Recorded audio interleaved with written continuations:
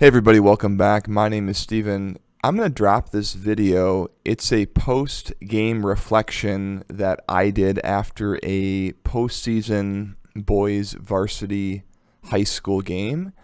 I got worked this game. It was difficult for me, and this is just kind of a 10 to 15 minute, not rant, but just all the things that are coming up as I'm speaking extemporaneously.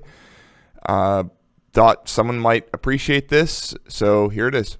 Hey folks, welcome back. My name is Steven. This is a channel all about soccer referee education. This is a post-game reflection. I just got back from doing a game a ways away from my house. I was so sweaty that I couldn't leave my jersey on and get in my car. I should have had another undershirt. My undershirt was soaked, my jersey was soaked, so I just had another jersey I just put on inside out so my car wouldn't get nasty. And the game was intense. And this video is mostly about me talking to myself. I'm not giving advice, I'm just giving advice to myself. And you're listening in. And maybe something will be of help to you or helps me kind of process, what just happened. This was a high school varsity boys game against two teams that were very evenly matched. It ended up being 3-2, with the last goal, the game-winning goal come with 2 minutes left to go in the game. And the level of intensity, the level of energy in this game was high. And it's different than what I normally do, and I'm not used to it. Normally I'm doing, like rec league games where it's like, 5-1 or 7-2 or 5-3 or something, and it's just less serious. Like the kids are not as into it. Or you're doing a state league where it might be a little more intense or a little more serious, or they might be more skilled.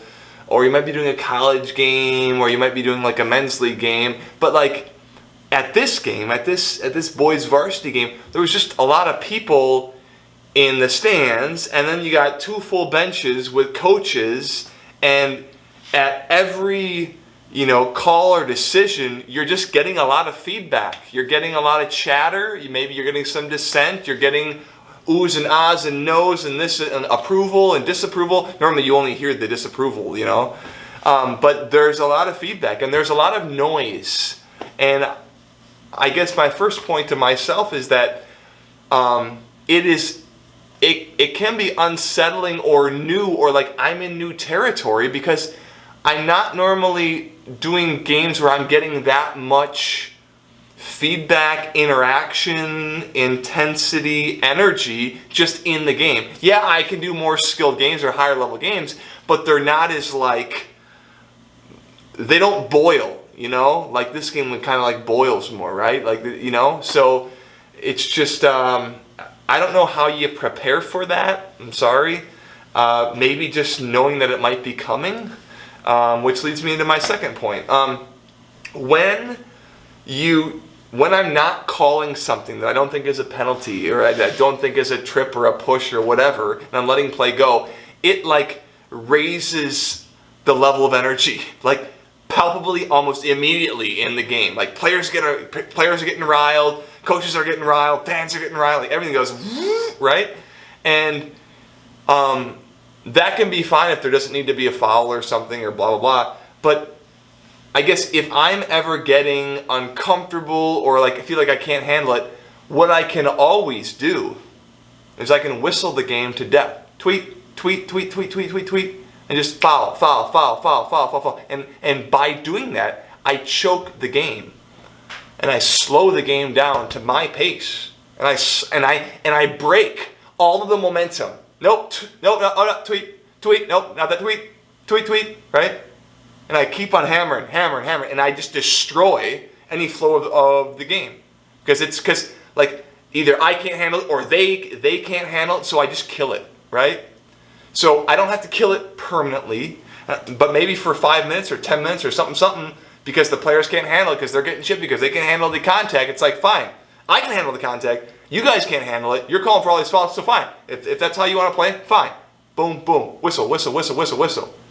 So when it gets out of hand for you, or when it gets too much for you, or too much for the players, if you can tell like they're losing control of their emotions or whatever, and maybe it's happening on both sides, slow it down. And you know how you slow it down. You just use your whistle to slow the game down. If you blow your whistle 10 times inside of, 5 minutes, holy crap, that is a lot of whistles. That will put a halt on the game. You'll be driving with the parking brake on. What else? So I talked about how getting a lot of feedback from players and from coaches. And in an earlier video, I talked about how it wasn't even my tip. This came from a college coach. College coach goes, talk to the coaches or communicate with the coaches so that they can adapt to you. And it's easy to say that right now when I'm sitting here in front of a camera down in my basement when I'm not in the moment, right?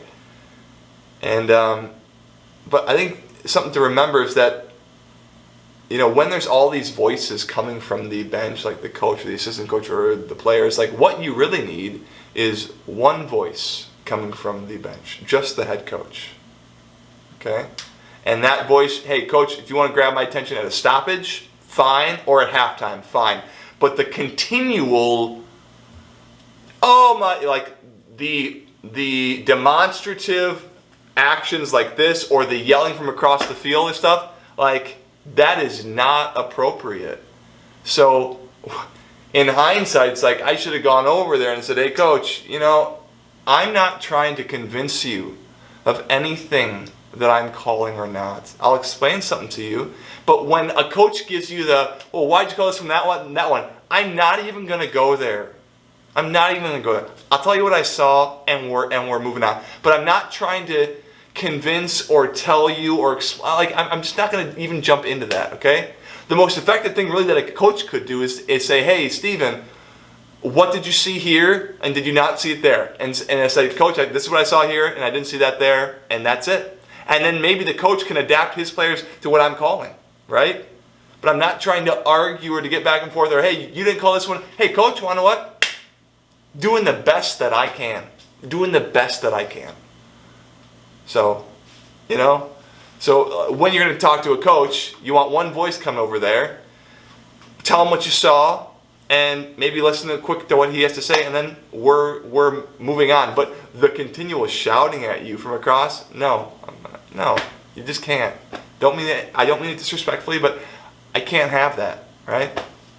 So in my game, I ended up giving a caution to the coach, and then after I went to the coach and I was like, coach, I'm sorry if we didn't see eye to eye and stuff, and he apologized. I got out of hand a little bit. I totally get it, right? Like, I'm not perfect, he's not perfect, like, we're like trying to work this out, right? And I wish that our interaction when we were kind of sparring a little bit could have been like, hey man, like, help me understand where you're coming from quick. Okay, I hear you. Now, I need you to hear me. Please, like, I'm going to ask, tell, dismiss. Please stop shouting at me from across the field. We're doing the best that we can here. If you want me to keep an eye on something, I will, but we need to move on now, right? Okay? And like, I mean that earnestly, right? But yeah, you need to have one voice coming from the bench.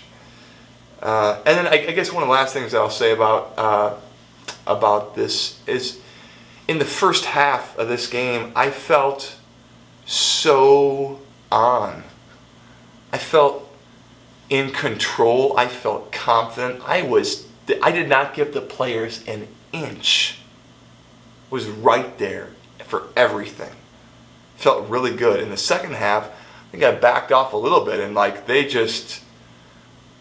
temperature rose, and it was difficult for me.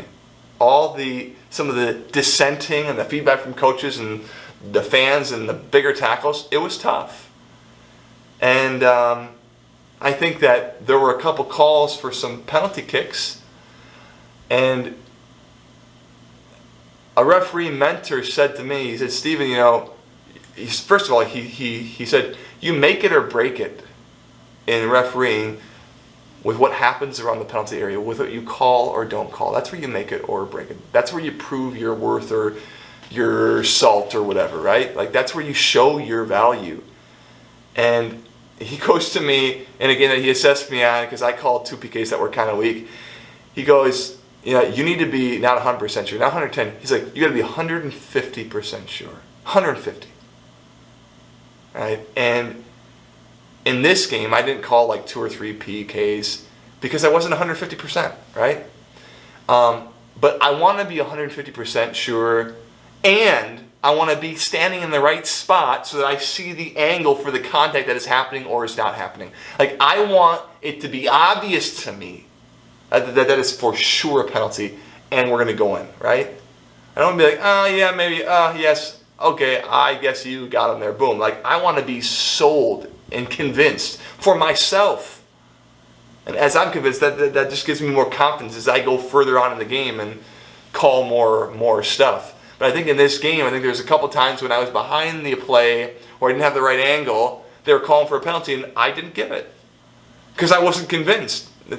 And I feel fine about that, but what I don't feel fine about is could my angle have been better looking between the players, not head on, right? So I could see the contact and then feel even more confident in that decision. And then lastly, the last thing I'll say that I wasn't used to is when there's a lot of players doing stuff like dissenting or asking for fouls or asking why didn't you call this and this, it's hard to keep track of that, right? It's like, I warned you, I didn't warn you yet. I'm going to write down your note. Okay, so that's a warning for 20, a warning for 21, a warning for 18, 9's going to get a warning too. And then it's like, okay, I've already warned you. That was your first one. Okay, so now this is your second. So now I'm not going to warn you again. So now this is going to be your first caution because I already warned you once. It's just a lot to keep track of, right? And I don't know how to do that well. And when there's a lot of shenanigans going on or you're getting a lot of feedback or a lot of people are doing stuff that's right on the border, it's just hard. And I don't think I did it as well as I could. And if you're in that situation, maybe you'll know what I'm talking about. And last thing I want to say, guys, is when you have a game like this that's like challenging to you, it's like you want to call someone up to who gets it, who can walk you through it and help you understand what happened, because you have had such a unique experience that not a lot of people get to have, and you want to be like, I need someone who gets this and who can speak into what I'm going through and what I've experienced, and who can give me some real wisdom and insight to help me be even better at this, because I want to be the best I can at this. Anyway, if you've had a game like that, I'm with you, and let's learn from it. If you got film, watch it, and let's keep on moving forward. You guys are doing a great job, and I love to ref. I hope I can for a long time still. So I'm going to go watch the film now, and I'm going to be even better for my next game.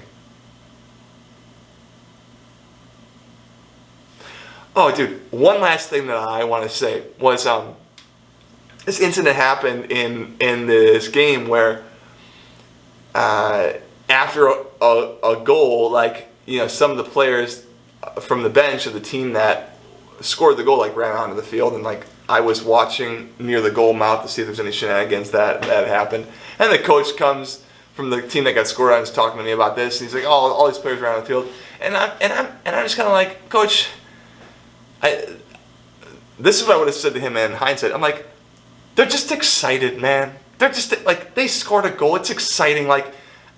I need us adults to be adults. And if they're excited, let them be excited for a second, and then corral them back to where they need to go. And I don't need to be I don't want to police the adults. I want the adults and the coaches to help me. Maybe I'm just naive and stupid and I shouldn't think of this, but I want them to help me kind of make this an educational learning opportunity for the kids, and give them a little bit of leeway. Okay, they were excited, and then get them back onto the bench or something, right?